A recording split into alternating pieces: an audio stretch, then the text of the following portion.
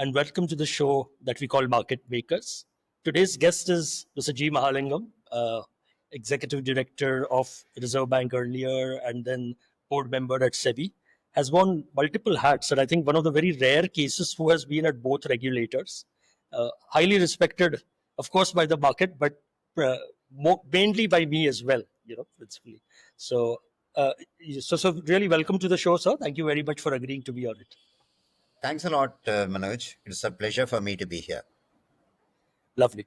The show is called Market Makers, and people may wonder how come a regulator is on a market maker show. And as I discussed with you, after doing the first two or three interviews, I was wondering, it's fine to say this bank is a big market maker and that person is a big trader, etc., etc. But we sometimes really forget the elephant in the room, so to say, which is Reserve Bank of India. And quite often people mistake the regulator to be someone who is more of a market breaker, if there is a term like that. But I have seen RBI very closely and worked with all of you very closely, and particularly yourself and your regime, the time during which you were at the helm, particularly at Reserve Bank of India. Uh, and I must admit that, most of the actions that were taken at that time by RBI were of a market making nature, to encourage markets, to get them to do more stuff, etc. And often even to support markets when, they were in a lot of trouble. So I think that, market breaker is a little bit of unfair kind of terminology. I think market maker suits RBI extremely well. And hence, that's the reason why I thought I must approach you to come on the show. So with that slightly long-winded introduction, let's jump to the topic on hand. And what I thought, sir, what I thought is there were at least four or five fairly important incidents.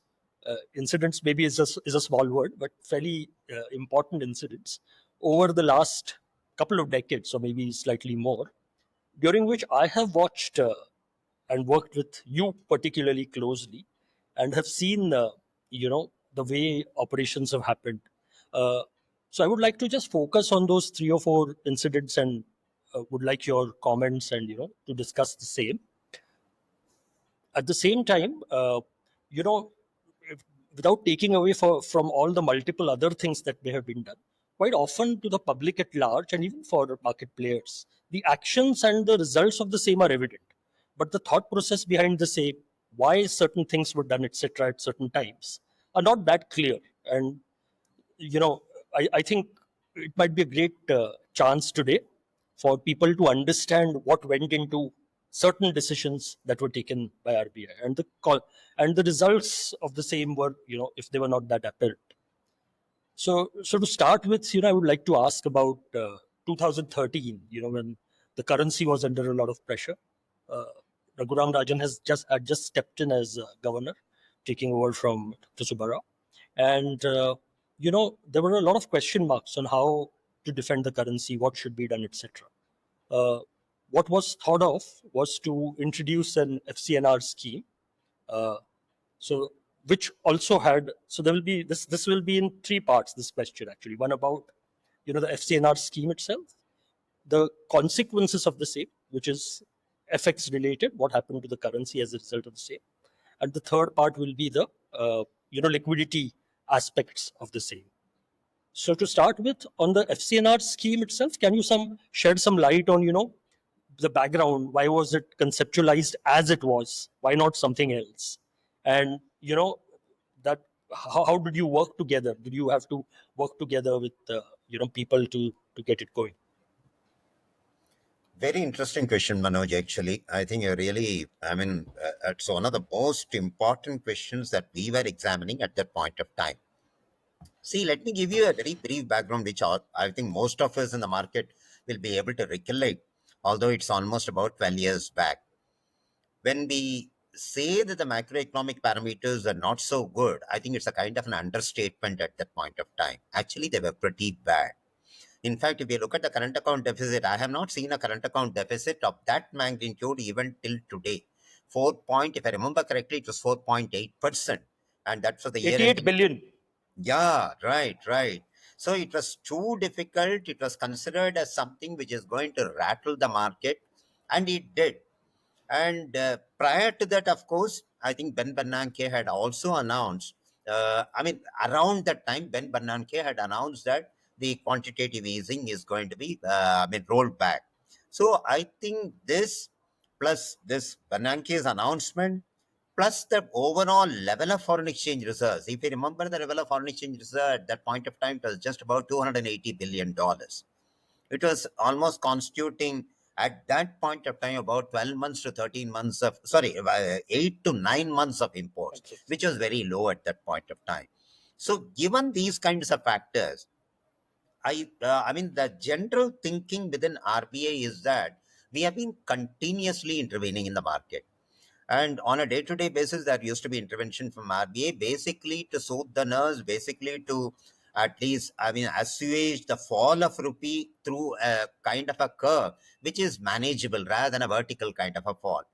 And while I don't remember the exact figures of total amount of intervention that we did, certainly the figure is of a colossal magnitude, even by today's standards. I mean, if you take about 6 months period over starting from about backwards of March 2013, I think it was a colossal figure. So the depleting foreign exchange reserves was creating an apprehension in the minds of RBI as a regulator. The government was also bothered about it. The government was also feeling that yes, the reserves are depleting. So one thing that we could think of is that if the reserve level could go up, it could create a kind of a psychological assurance, a psychological guarantee it will provide to the market participants, to the foreign investors, that India will still be able to manage the outflows without much of a problem. So we had faced this kind of a situation even before, but this time in 2013, it was completely different because the macroeconomic parameters are absolutely, absolutely bad. So basically, to ensure without actually addressing the entire macroeconomic parameters in a jiffy, because it cannot be addressed in a jiffy, it has to be over a period of time. But at the same time, to bring psychological confidence amongst the market participants, some scheme had to be thought of. And as you rightly put it, I think this is a basic background which made RBA to think about the scheme. But the good thing about RBA at that point of time was RBA didn't want to actually come up with a scheme on its own. I think it did invite a lot of market participants. It had, I think, a regular dialogue with at least major market, the banks which are present in the market, at least about 10 banks on a regular basis, it was in contact, trying to find out what exactly is moving the market, what is likely to be the sentiment going forward, and how are the banks themselves managing the entire situation and all that. And I should say that the banks were actually becoming an equal partners of RBI in managing the market at that point of time. There was a tremendous amount of sense of responsibility, even amongst the market participants, that we need to manage the market. So that's where actually the whole thing started. So this is a basic background. No, excellent. And your point about involving market, I was personally involved. I remember in a dialogue, and despite the fact, and I was at a foreign bank at that time, despite the fact that our you know counterparts abroad, overseas, were very skeptical about the success of any such scheme. They felt who will subscribe, etc. We were very clear on the ground, and which is why, like you rightly pointed out, market players onshore in India were very supportive of any such initiative by Reserve Bank. In fact, a lot of the way it was designed, I think, had a lot of input from market players. Which brings me to my related question: is the last time this had happened was the State Bank of India development bonds. Yeah. Why was it that this time it was done as a FCNR deposit scheme rather than a bond issuance by State Bank or something? No, no, you're right. Actually, in fact, that was also on the drawing board at that point of time because we had gone through the experimentation of resurgent India bonds. We had gone through India Millennium deposits and the last one that you talked about. So all this actually was on the drawing board. But it was thought that there is something we need to bring in which is more aligned to the market, while we are going to give some concessions to the market as far as the overall scheme is concerned, it was thought that this had to be a little different because we want to mobilize much larger sum than what was thought of in those days. Now, we didn't have a very clear idea. Let me be very candid about it. We didn't have a clear idea how much we'll be able to mobilize, how much we want to mobilize.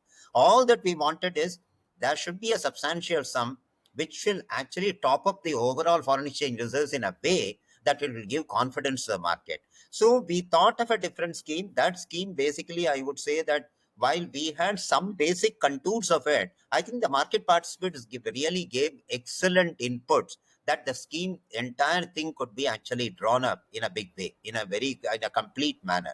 And ultimately, when you look at the scheme, while people may say that, okay, the concession was too much, I mean, you really gave a lot of things away and all that, there was a lot of criticism. I wouldn't say that actually Yeah. marketers appreciate you of it, or the critics and the journalists were appreciative of it. But then ultimately, what you need to look at is a crisis needs, I think, extraordinary measures, and this was what was called for. And what was really in the minds of the RBI governor, even the leaving RBI governor Dr. Subbarao Yeah. and the incoming RBI governor Dr. Rajan, was that can we maintain stability of the markets? That was the overarching objective at that point of time. Which is another good point that you made, because I recollect distinctly, and a lot of people in the market don't know, because the incoming governor Raghuram Rajan was obviously credited with this huge success of the scheme. But I do remember the earlier governor, Dr. Subbarao, played a very important role, and everything was conceptualized during that time. Probably the delivery happened later. And coming back to your point about people being critical and skeptical, absolutely right. But 6 months later, everybody had to kind of eat their hat because it turned out to be such a success. And I think one of the principal reasons, I must say, which was really a masterstroke, was that this was a deposit scheme for, so deposits were raised in the names of respective banks. Yeah. So as a result, banks who are always trying to make money, and look at everything as a commercial opportunity, use this to leverage themselves. So they became the biggest salesman for this scheme. So RBI or SBI, as in the past, had to do very little selling. All the selling happened by the respective foreign banks who initially were skeptical. I think that really paid off. And ultimately, a lot of local banks as well participated. I think it's a very good point that you're making. In fact, which I forgot at that point of time when you asked the previous question.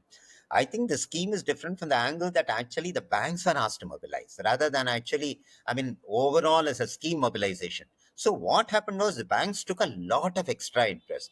And again, I must be again very candid. The market participants actually gave us a feedback saying that there would be a heavy leverage as far as this scheme is Yeah, concerned. yeah, yeah. We were actually a little apprehensive about it True. initially, but then we had a lot of internal discussion at that point of time. We thought that even if the leverage is going to happen, it is going to be at the foreign banks level. Actually, the leverage, they are Right. giving a loan and that money is going to come into India. So when they give a loan, it is their money and the money is going to come into India. So ultimately, when we get the dollars, we are getting that many dollars into the country. So we were Absolutely. very clear about it that the apprehension of leverage, while it could be true and real, we thought that we should be able to live through it. Yeah. And I must tell you something, again, an unintended consequence, because all foreign banks have country limits, right? So everybody has a country limit for India. But moment they saw this opportunity, the bank I worked in, and I can say so today, had multiplied the country limit by a multiple number, and which was there to stay. So the unintended consequence was suddenly India risk in the books of foreign banks multiplied, and they were happy to take. Otherwise, they would say, "Oh, India risk. We should be careful, cautious, etc." So that was another unintended consequence, which brings me now to the second part of it, and one of the reasons why you Just said there were a let lot me of. add one small Sure, please, point again as a please go on. supplement to what you said, because again, you made a very relevant point. The thing is, I mean, if the foreign banks are willing to take India risk, when the macroeconomic parameters are not so healthy, actually, that shows that I think the foreign banks have overall, I think the general investor community in India had not lost faith in India, actually. You're absolutely right. Yeah. So, and I think which is in another context, we will come to that later. India always remains as an island of safety, even when things go wrong globally. That was another lesson which came out of this, because quite often, because everybody tries to link up whatever is happening globally to India without remembering that we are pretty much a domestic economy, very less reliant on foreign flows, or we're not a big exporting economy as well. So people forget that at times, and that always hurts people who take positions based on that. So to come to the second part, which I think is leading out of your point about the discussions relating to leverage, etc., and that suddenly you would get a huge sum of money, which probably you're not expecting at that time. So that led to questions on exchange risk management, and you did say that you gave away a lot to the market, or market perceived. So can you just take us through that? That was according to me, that was a very key part of the scheme entirely, how you managed the exchange. Yeah, on that also, I think there was a long debate actually, even within RBI. Ultimately, the conclusion was to give about 350 basis points. If I remember correctly, the figure, it Yes, was yes, about yeah, correct. 3.5%. But then we thought that, number one, the condition in which we are, unless we are going to give away something, we will not be able to get the investments into the country. We will not be able to get the FCNR banks to actually do a sell buy swap with us. So we were very clear about it. So we needed to arrive at some number, and that number, of course, was arrived at after an enormous amount of discussions. And there was also a feeling that if the market were to recover after the scheme were to be put in place and the rupee were to appreciate, perhaps not everything will land up in RBI books as losses actually. Now, this is something which is a kind of outlier thought. Let me be very candid. It was not a very main thought on the board, actually. It was an outlier thought. But then at the same time, we felt that rupee had depreciated so heavily, so fast. In fact, from a level of close to about 55, it moved to 68 in a matter of just Eight, about 1.5 years, absolutely, actually. It was absolutely, unbelievable kind of a depreciation. If I still remember correctly, it was about 68.5 or absolutely 68.6, right. which was a low at that point of time. So we thought that the pace of depreciation was very unnatural. It was actually driven by certain speculators. So at some point of time, there could be a mean reversion trend. And if we could capitalize on that mean reversion trend by giving and doling out a little more concession, perhaps rupee would actually move back to its mean level, may not be back to 55, but even if it moves back to close to about 60, 62, we thought that it would actually not be a great loss for RBA at all. So that made us decide that while the market may feel 350 basis points is too much, we thought the 350 basis points is a kind of a trade-off between giving some concession and attracting some investments, attracting something into the forex office.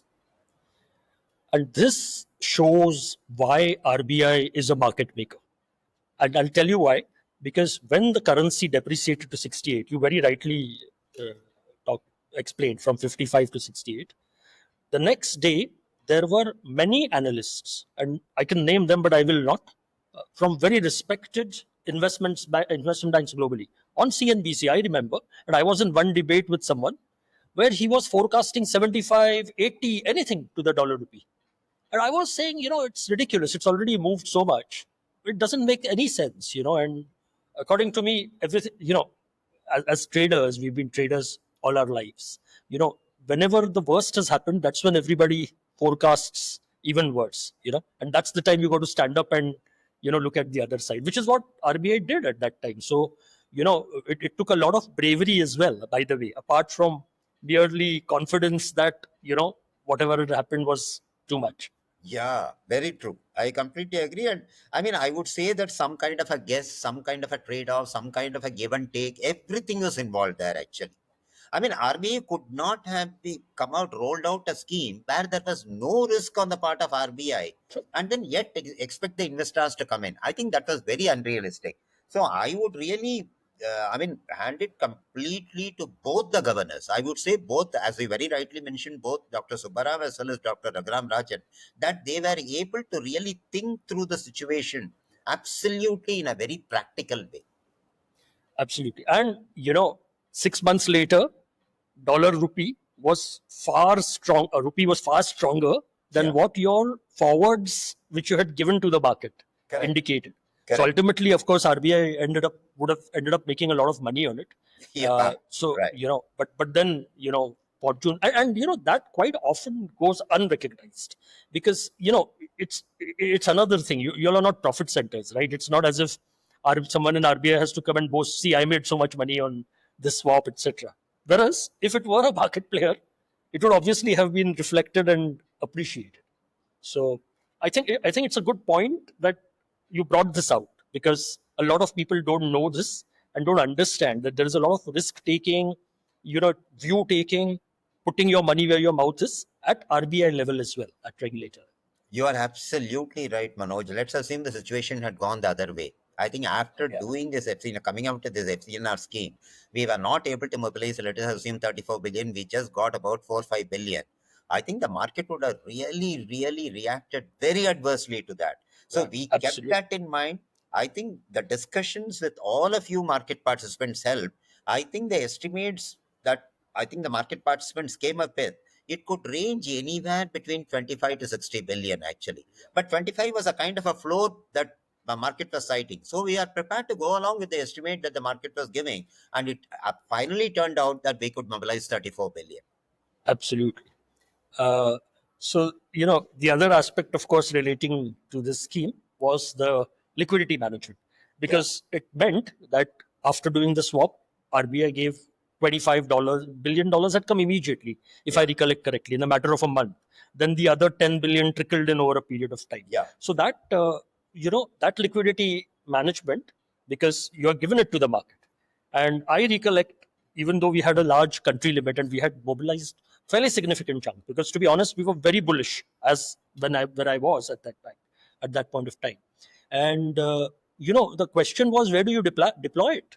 Because you were going to get the INR rupees, and we upped our, like I told you, the country limits. A lot of the money went into government securities. So would you like to tell us a little bit about how that liquidity management happened from an RBI perspective? Yeah, you are right. Actually, liquidity management is another side of the entire mirror, actually, because we have to look at how much of rupee liquidity we will be injecting in the process, and then whether it will be in consonance with the monetary policy objectives. Now, thankfully, as you rightly said, not everything happened at one point of time. It has spread over a period of time. That is number one. Number two, as per the monetary policy, actually, every year you must be aware very clear this one that RBI plans certain amount of liquidity injection on a year-to-year basis. Now, in that particular year, knowing fully well that if you are going to actually buy this $34 billion, certainly that much of rupee liquidity injection would have caused a complete, I think, loss of balance as far as the overall liquidity is concerned. We were quite prepared for that actually. Number one, a part of the liquidity was supposed to be absorbed as in line with the monetary policy objective. While the liquidity absorption might have been planned right till March of 2014, some of this liquidity injection was, I mean, given much before. So some amount of temporary operations had to be done. That is number one. Number two, we were even prepared for the eventuality because we had experienced it in the past. We had that MSS scheme long, long back. Yes. So we thought that if at all the worst case scenario arises, we can think of those kinds of schemes. And again, I think it is something where I have to really give a lot of credit to the government. The government was actually in sync with RBI. The government felt that okay, the liquidity management, they will be equal partners. They will not be creating any problems at all. So to that extent, we are confident that liquidity is something which could be managed because the worst case scenario, excess liquidity could be sucked back either through the liquidity adjustment facility operations or open market operations, or it could be aligned with the monetary policy trajectory. Only some part of the liquidity will be initially be excess. Later, it could be adjusted overall. So thankfully, it so happened that after adjusting some amount of initial, the gush of liquidity, I think we are able to spread it over a period of time. I'm sure all of you guys found this interaction very interesting with Mr. Mahalingam, but there's just so much to discuss that I guess you'll have to wait for the next episode to hear the rest of it. The conversation was extremely interesting, and I'm sure you'll find the second episode equally so. Thanks, and look forward to next time.